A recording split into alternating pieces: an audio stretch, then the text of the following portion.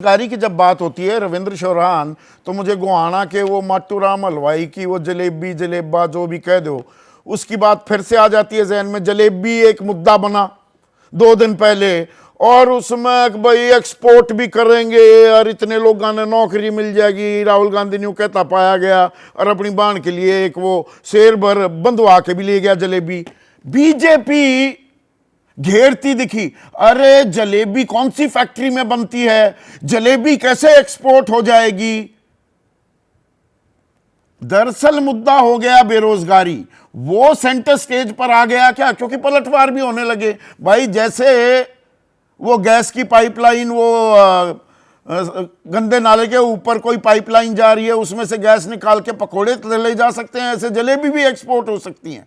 जलेबी के जरिए रोजगार कुछ बड़ा मुद्दा, वो गूंज सुनाई दी आपको?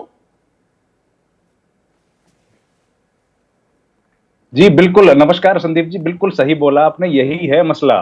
मैं कल लाडवा विधानसभा क्षेत्र में गया था, जो मुख्यमंत्री जहां से चुनाव लड़ रहे हैं, और वहां एक लड़का मुझे मिला। उसने बताया कि गांव का नाम लेके, उमरी गांव है जो कुरुक्षेत्र में पड़ता है, उस गांव से पिछले महीने 3 लड़के डंकी मार के गए थे, लाखों रुपए की जमीन बेच के, और कुछ महीने पहले गए थे, पिछले महीने वो वापस आ गए, उनको डिपोर्ट कर दिया गया है। और ये सबसे बड़ा मुद्दा बेरोजगारी का यहाँ पर है। ना बेरोजगारी मुद्दा है, पर थोड़ा सा बात ने कुछ जरूरत से ज्यादा बढ़ा दिया कि राहुल गांधी ने कि एक्सपोर्ट जलेबी एक्सपोर्ट थोड़ा होंगी। अब वो बीजेपी वाले भी बिना बात क्या उनकी ही पिच पे आके खेलने लगे, और एक्सपोर्ट कहाँ होती है भाई। माथुराम पे 2 करोड़ की रैंसम कॉल भी आई हुई है, ये हरियाणा वाले जानते हैं, ऐसा नहीं है, अच्छे खासे नोट कूटे हैं जलेबी बेच के।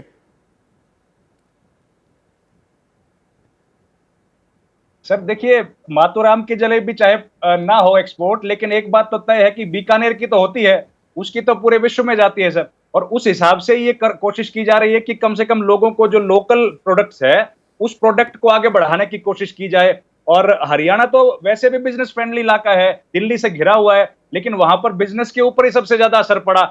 SEZ जो बनाया गया था पिछली सरकारों में, उसमें कोई ज्यादा डेवलपमेंट नहीं दिखी।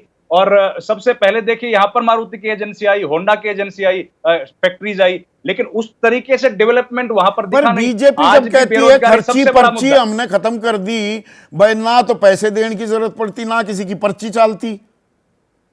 अब इसमें काफी हद तक एक सच्चाई भी है। ये बात बिल्कुल सही है, बिल्कुल सही कह रहे हैं सर। बीजेपी का सबसे बड़ा मुद्दा यही है, और इसी मुद्दे पर बीजेपी के लोग हर प्रचार कर रहे हैं चुनाव में। लेकिन दिक्कत यह है कि ये बिना खर्ची पर्ची का मामला C और D ग्रेड नौकरी के लिए है। जो बड़ी नौकरियां हैं, उन नौकरियों में जो HPSC है, वहां पर तो करोड़ों रुपए पकड़े गए हैं, और उसके ऊपर अभी तक कोई जांच नहीं हुई है। वो भी तो एक साथ में बड़ा मुद्दा है ना। और फिर वही CET का एक एग्जाम हुआ, मैं फिर बता रहा हूं, 12 लाख बच्चों ने 2021 में एग्जाम दिया, आज तक उस 2024 में वो भर्ती प्रक्रिया पूरी नहीं हुई है।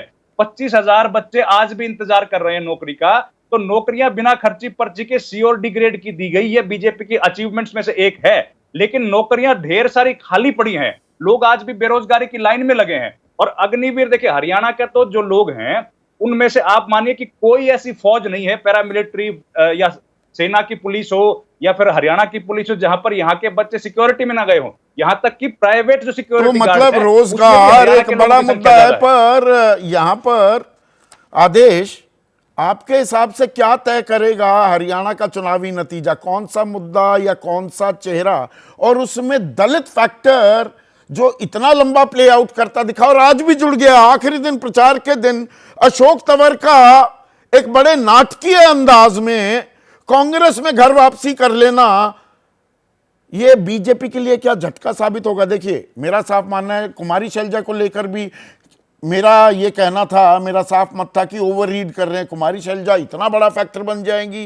कि वो अपनी नाराजगी से नुकसान पहुंचा देंगी, नहीं होगा, ऐसा कुछ नहीं होने वाला। अशोक तंवर की एंट्री भी कोई बहुत बड़ी जान फूंक देगा या सब कुछ बदल देगा कांग्रेस के लिए, ऐसा भी नहीं है। पर ये दलित फैक्टर की राजनीति किस तरह से अनफोल्ड कर रही है? पहले कुमारी शैलजा, अब अशोक तंवर, पहले बैकफुट पर कांग्रेस, अब बैकफुट पर बीजेपी।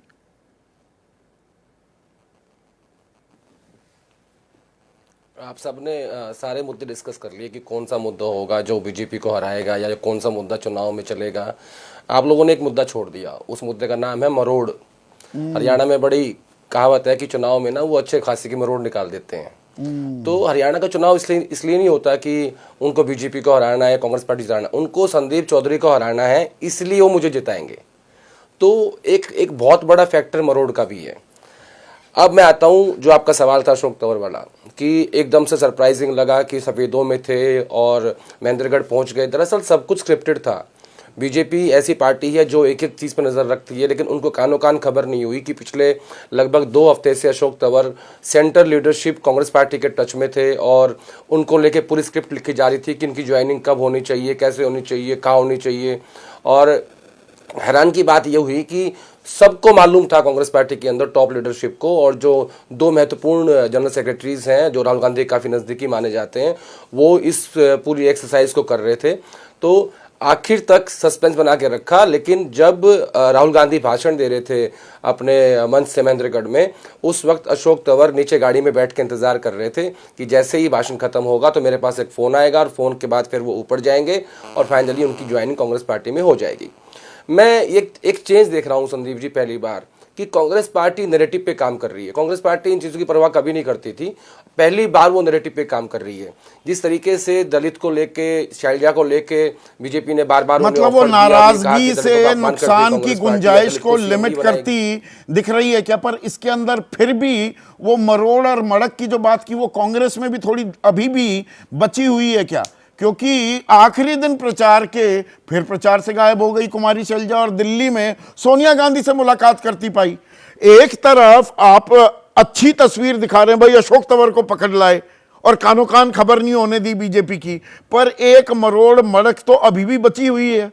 ये परेशानी का सबब होगा क्या कांग्रेस के लिए, या हो सकता है क्या? क्या पता पार्टी के भीतर भी बैलेंस करने की कोशिश की हो इस एक्सरसाइज से, हमें क्या पता, नहीं हो सकती क्या? हाँ, अब ये बैलेंसिंग में कई बार इम्बैलेंस हो जाता है, मुंह दापट जाए आदमी बैलेंसिंग के चक्कर में। नहीं संदीप जी, क्या है, उनकी पार्टी वो चलाएंगे, लेकिन हम तो उसका एनालिसिस कर रहे हैं। हाँ। मैं ये कहना चाह रहा था कि पहली बार कांग्रेस पार्टी नैरेटिव पे काम किया है, पहली बार उन्होंने दिखाने की कोशिश करी है कि हम भी ऐसे स्ट्रैटेजिक प्लानिंग कर सकते हैं। और पिछले 1 हफ्ते से तैयार हुआ था कि ज्वाइनिंग कब होनी चाहिए, और फाइनली इन्होंने तय किया कि जिस दिन प्रचार का आखिरी दिन होगा उस दिन अशोक तंवर कांग्रेस पार्टी में शामिल होंगे। आज ही कुमारी शैलजा मिली, तो नैरेटिव क्या रखना है इस पे कांग्रेस पार्टी काम कर रही है। ये थोड़ा सा मेरे लिए सरप्राइजिंग है। अब मैं आपको एक उदाहरण और देता हूँ क्रिएटिविटी का। आज बीजेपी ने अखबारों में विज्ञापन दिया है जिसमें अखबारों की ही क्लिपिंग काट के वो बनाया गया है। दरअसल ऐसी विज्ञापन कांग्रेस पार्टी दे रही थी पिछले हफ्ते में पूरा, तो बीजेपी को भी उस पर आना पड़ा। यानी क्रिएटिविटी के लिहाज से भी आपके यहाँ बैंक्रप्सी आ गई है और अब आपको दूसरी पार्टी को कॉपी करना पड़ रहा है। तो इस हिसाब से जब आप देखोगे खट्टर साहब का फोटो गायब होना, और आप ना खट्टर साहब की बात कर रहे थे, आपको एक बात बोल देता हूँ, 8 तारीख को मनोहर लाल ये साबित कर देंगे कि प्रधानमंत्री मोदी और अमित शाह ने जो फैसला किया था कि उनको हटाना है वो फैसला गलत था। इस बात को वो साबित कर देंगे, देखना आपने जब रिजल्ट आएंगे। तो बेसिकली क्या है, दोनों तरफ जो लड़ाई है वो इसी बात को लेके है। इसके अंदर नहीं, मेरी लाठी ज्यादा मजबूत है। एक और क्विक पॉइंट जो मैंने दलितों का भी आंकड़ा बताया, भाई दलितों में तो 77% दलितों ने बीजेपी को वोट दिया था 2019 में, ये गिरकर 46% हो गया 2024 के लोकसभा चुनाव में। कांग्रेस को 14% ने दिया था, ये ओबीसी की बात कर रहा हूं। 51% कांग्रेस को देते दिखे और दलित तो 25% से 68% बढ़ गए। तो ये जाट दलित ये कॉम्बिनेशन क्या कांग्रेस के लिए साफ काम करता दिख रहा है, जो हमने लोकसभा में देखा, या लोकसभा और विधानसभा में चुनाव देखिए अलग अलग होते हैं तो समीकरण भी थोड़े अलग हो जाते हैं क्या? संदीप जी 2019 में जितनी जातियों के आपने नाम लिए, ये कोई जाति नहीं थी, ये सब हिंदू थे और उनके ऊपर राष्ट्रवाद हावी था। 2024 में आते आते ये सब लोग अपनी अपनी जातियों में तब्दील हुए और इसीलिए कांग्रेस पार्टी को 5 सीटें मिली। मैं हरियाणा की स्पेसिफिक बात कर रहा हूँ। दूसरा, जब आपने ये कहा कि दलित और जाट, आप देख लीजिए पिछले 20 साल से कांग्रेस पार्टी का इतिहास उड़ा के देख लीजिए कि कांग्रेस का जो अध्यक्ष है वो दलित है और जो विधायक दल का नेता है वो जाट है। यानी कांग्रेस पार्टी का जो सबसे स्ट्रॉन्ग बैंक हरियाणा में है वो जाट और दलित का कॉम्बिनेशन है। इसीलिए शैलजा को लेके राहुल गांधी ने नारायणगढ़ में दोनों के हाथ मिलवाए, भूपेंद्र हुड्डा और शैलजा के, और इसीलिए अशोक तंवर की आज एंट्री हुई, ताकि वो चाहते हैं कि कम से कम ये दो वोट बैंक हैं, दलित का और जाट का, ये इकट्ठा रहेगा तो कांग्रेस पार्टी मजबूत रहेगी। ज्यादा जाते दिखे।